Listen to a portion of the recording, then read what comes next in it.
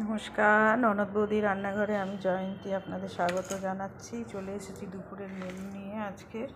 আজকের দুপুরের মেনুতে আছে এই যে মুসুর ডাল, ঘন করে মুসুর ডাল, আর এটা হচ্ছে চুনো মাছের চচ্চড়ি, ধনেপাতা দিয়ে চুনো মাছের চচ্চড়ি, কুমড়ো বটি, আর থাকবে আছে নানা রকম বড়া, সেগুলো পরে আমি দেখাচ্ছি।